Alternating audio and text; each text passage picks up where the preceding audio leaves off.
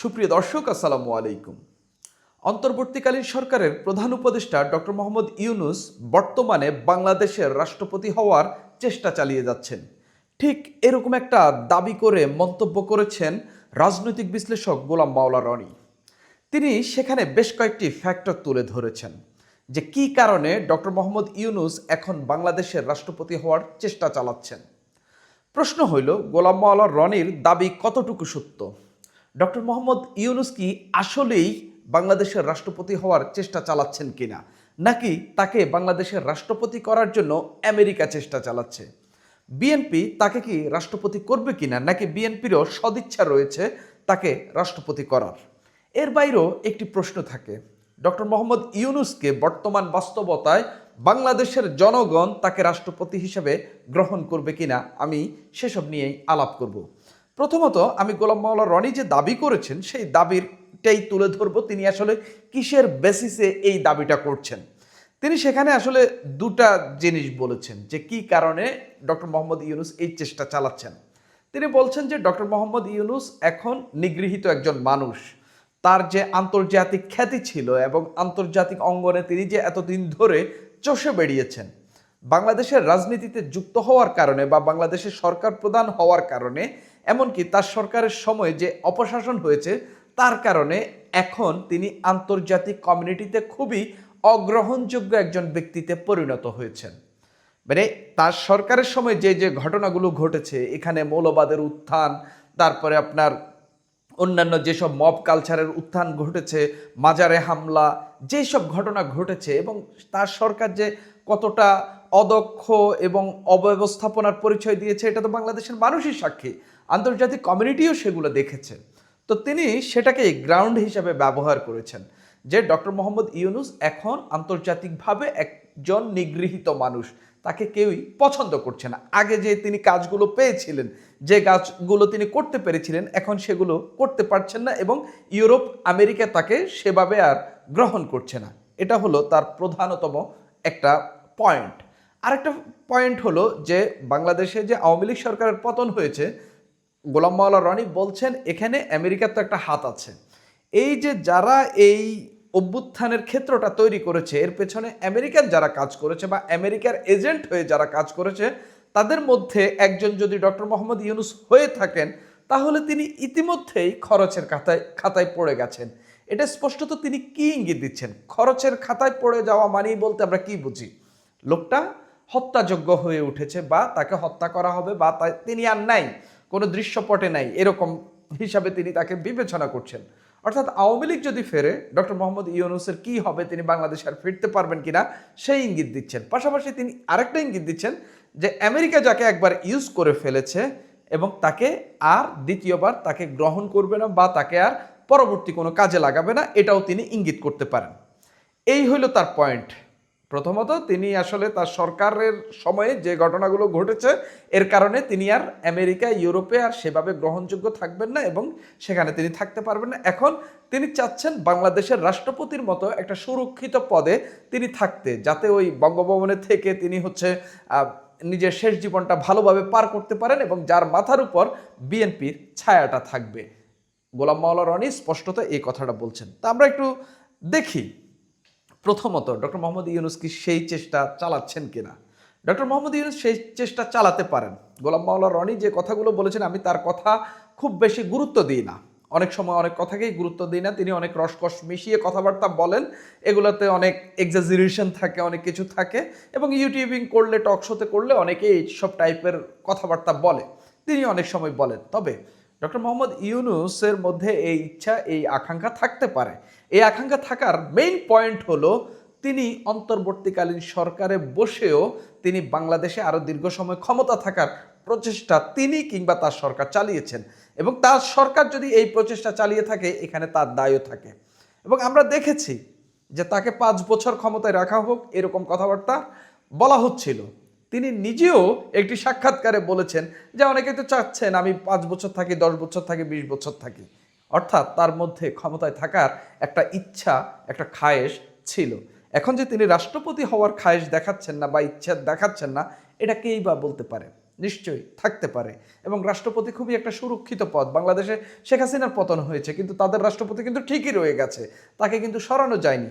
একেবারে আপনি সরকার হটিয়ে ফেললেও একেবারে সংবিধান রক্ষার জন্য হইলেও বা রাষ্ট্রীয় প্রতিষ্ঠানটিকে রক্ষার জন্য হইলেও আপনি কিন্তু রাষ্ট্রপতিকে রেখে দিতে হয়েছে। সেই জায়গায় ডক্টর মোহাম্মদ ইউনূস এটার গুরুত্ব বুঝে হয়তোবা সেটা হয়তো নিজে চাচ্ছেন, চাইলেও চাইতে পারেন। আমি বলছি না যে একেবারে কনক্রিট, তবে কিছু জিনিস তো মেলানো যায়।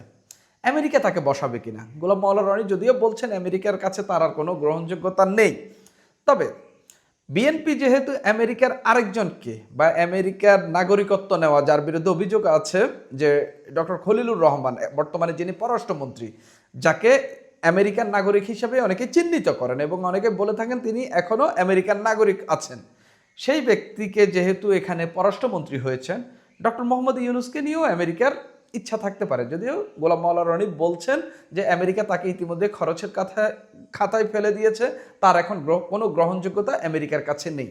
তবে আমি মনে করি না যে আমেরিকার খেলা বা আমেরিকা যা চাচ্ছে এটা এখানে একেবারে শেষ হয়ে গেছে। তারা যদি আরও কিছু তাদের থেকে থাকে, অবশ্যই আরও কিছু রয়েছে, অনেক স্বপ্ন তাদের এখানে আছে, কারণ এখনও তো মিয়ানমারের যুদ্ধ শেষ হয়ে যায়নি, এখনও ভারতের সঙ্গে তাদের সব কিছু ঠিক হয়ে যায়নি, এবং চীনের এখানে যে ইন্টারেস্ট নতুন করে তৈরি হচ্ছে আগে থেকে যে ছিল, সব কিছু মিলিয়ে তো আমেরিকা এখান থেকে চলে যাবে বা এখানে তার কোনো ইন্টারেস্ট নেই এরকম তো নয়। বা কুকি চীনদেরকে নিয়ে এখানে একটা খ্রিস্টান রাষ্ট্র গঠনের যে একটা পরিকল্পনা, যেটাকে নিয়ে দীর্ঘদিন ধরে আলোচনা চলছে, সেটাও যে একেবারে শেষ হয়ে গেছে তা তো না। অর্থাৎ আমেরিকার ইন্টারেস্ট এখনও আছে, সেই ইন্টারেস্ট বাস্তবায়ন করতে হইলে ডক্টর মোহাম্মদ ইউনূসের সময় আমরা দেখেছি বাংলাদেশে সবচেয়ে বেশি আমেরিকার ইন্টারেস্ট বাস্তবায়িত হয়েছে, এবং আমেরিকার সঙ্গে আমাদের একটা দাসত্বের চুক্তি করতে হয়েছে, যে চুক্তি এখনো বলবৎ আছে। বিএনপি সরকার করবে কিনা, আপনি কোনো রাজনৈতিক দলকে পার্মানেন্টলি বিশ্বাস করতে পারেন না। যেই খলিলুর রহমানের পদত্যাগ চেয়েছিল বিএনপি, সেই খলিলুর রহমান এখন বিএনপি সরকারের পররাষ্ট্রমন্ত্রী। এখন বিএনপি চাইতেও পারে, আমেরিকা বলেও দিতে পারে যে তুমি ডক্টর মোহাম্মদ ইউনূসকে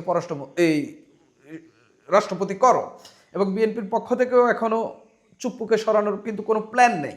অর্থাৎ বিএনপি কি পরিকল্পনা করছে এটা বিএনপি ভালো বলতে পারে, তবে আন্তর্জাতিকভাবে যদি বলা হয় তখনই বিএনপি এটা করবে, এর বাইরে করবে না। এর বাইরে বিএনপি তাদের দলীয় কাউকেই রাষ্ট্রপতির পদে দেবে। কিন্তু যদি আমেরিকা বলে, যদি অন্য কেউ বলে, বা যারা বলে এখানে কিছু করতে পারে, তাহলেই কিন্তু বিএনপি এটা করবে। মানুষ গ্রহণ করবে কিনা সবচেয়ে গুরুত্বপূর্ণ প্রশ্ন। মানুষ গ্রহণ করবে কিনা, যখন গোলাম মাওলা রনির এই বক্তব্য নিয়ে কালের কণ্ঠ নিউজ করেছে, তখন আমি বেশ কিছু মন্তব্য দেখেছি। এখনও ডক্টর মোহাম্মদ ইউনূসের সমর্থক বাংলাদেশে আছে। ডক্টর মোহাম্মদ ইউনূসের সমর্থক এখনও তারা যারা ডক্টর মোহাম্মদ ইউনূসের শাসনামলে উপকৃত হয়েছে, যাদের রাজনীতি সম্প্রসারিত হয়েছে, তারাই ডক্টর মোহাম্মদ ইউনূসের এখন ভক্ত। এর বাইরে আমি একসময় ডক্টর মোহাম্মদ ইউনূসের ভক্ত ছিলাম, এখন আমি তাকে পছন্দই করি না, একদম বাস্তবতা। যদিও নিজের পছন্দ অপছন্দ এইভাবে বলতে নেই, কিন্তু আসলে পছন্দ করার মতো বাংলাদেশে কোনো শাসন তিনি দিতে পারেননি। একজন লিখেছেন, ডক্টর মোহাম্মদ ইউনূস রাষ্ট্রপতি হলে আমি হব উত্তেজিত জনগণ। উত্তেজিত জনগণ বলতে তিনি স্পষ্টত মিন করেছেন তিনি মাঠে নামবেন এবং তিনি তার পদত্যাগের জন্য দাবি জানাবেন, এবং তাকে যেন রাষ্ট্রপতি না করা হয় সেজন্য যতটুকু উত্তেজনা দেখা দরকার তিনি সেই উত্তেজনা দেখাবেন। আরেকজন লিখেছেন, উনি চাইবেন না, কিন্তু ওনাকে রাষ্ট্রপতি করলে বাংলাদেশ গর্বিত হবে। আমি বলেছি না যে কেউ কেউ তাকে চাচ্ছেন।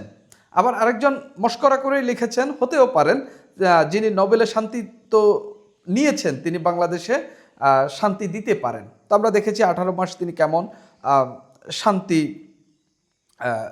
দিয়েছে আমাদেরকে। চেষ্টা করতে যাবে কেন, আমরা তো চাই তিনি প্রেসিডেন্ট হোক। আরেকজন লিখেছেন, মস্করা করে লিখেছেন এবং হা হা দিয়ে লিখেছেন, রাষ্ট্রপতি হলে ভালো হয়, কারণ উনি পৃথিবীর সম্মানিত 12 জন ব্যক্তির মধ্যে একজন। এগুলো অনেকেই স্যাটায়ারমূলক মন্তব্য করেছেন। আরেকজন লিখেছেন, ভাগাভাগির ক্ষমতা হতেও পারে। আরেকজন লিখেছেন, চেষ্টা নয় অপচেষ্টা। আরেকজন লিখেছেন, 1 নম্বর বাটপার। আরেকজন লিখেছেন, মহাজনের শেষ খায়েশ। এখানে আওয়ামী লীগপন্থীদেরও কিন্তু মন্তব্য রয়েছে, তো সবগুলো মিক্সড হয়ে যাচ্ছে। তার নিজের যেমন চেষ্টা করা উচিত, তাকে বানানোর চেষ্টাও করা উচিত। আরেকজন লিখেছেন, ডক্টর মোহাম্মদ ইউনূস রাষ্ট্রপতি হলে পাসপোর্ট ভিসা ছাড়াই আমেরিকা যেতে পারবো, তিনি প্রশ্ন করছেন। অর্থাৎ তাকে স্পষ্টত আমেরিকার লোকই তিনি মেইন করছেন। আরেকজন লিখছেন, তিনি রাষ্ট্রপতি হিসাবে ডক্টর মোহাম্মদ ইউনূসকে যোগ্য মনে করেন। আরেকজন লিখেছেন চেষ্টা মানে কি রাষ্ট্রপতি হিসেবে দেখতে চাই, তিনি চাচ্ছেন তিনি একমাত্র যোগ্য, বিকল্প তো দেখি না। এটা মশকরা করেই তিনি লিখেছেন। সমস্যা কিসে ইউনূস সাহেব রাষ্ট্রপতি হওয়ার যোগ্য? আমরাও মনে করি যোগ্য তিনি আছেন, কিন্তু তিনি কেমন শাসন দিয়েছেন সেটা আমরা দেখেছি। এখন আপনি বলতে পারেন রাষ্ট্রপতি তো আর শাসন করে না, কিন্তু যখন ক্ষমতার শীর্ষ পদে বা রাষ্ট্রের শীর্ষ পদে ওইরকম একজন ব্যক্তি বসে থাকেন যার শাসন আমলে বাংলাদেশে সেকুলার এবং ধর্মবাদীদের মধ্যে বড় বিভাজন দেখা গেছে, তাদের মধ্যে সংঘর্ষ দেখা গেছে, ২৪৭১কে মুখোমুখি দাঁড় করানো হয়েছে, তরুণ বৃদ্ধের বিভাজন তৈরি হয়েছে, আপনার মাজার এবং ধর্মবাদী এর বাইরে যে ধর্মবাদী রয়েছে তাদের বিভাজন দেখা গেছে, দেশে অপশাসনের নজির স্থাপন হয়েছে। এই সরকার কতটা ভালো সরকার হইতে পারে সেটা আমরা দেখেছি। সেই সরকার বিদায়ের পর বাংলাদেশে কতজন শিশু হামে আক্রান্ত হয়ে হামের উপসর্গ নিয়ে মৃত্যুবরণ করেছে, শুধুমাত্র ওই সরকারের খামখেয়ালিপনা, অব্যবস্থাপনা কিংবা দুঃশাসনের কারণে বাংলাদেশে এতগুলো শিশু মৃত্যুর মুখে ঢলে পড়তে হয়েছে। সেই সরকারের প্রধানই নাকি এখন আবার রাষ্ট্রপতি হবে, এরকম আলাপ উঠেছে। আপনারা তাকে রাষ্ট্রপতি হিসেবে চান কিনা মন্তব্য করে জানাবেন। সুপ্রিয় দর্শক, এখন এই পর্যন্তই।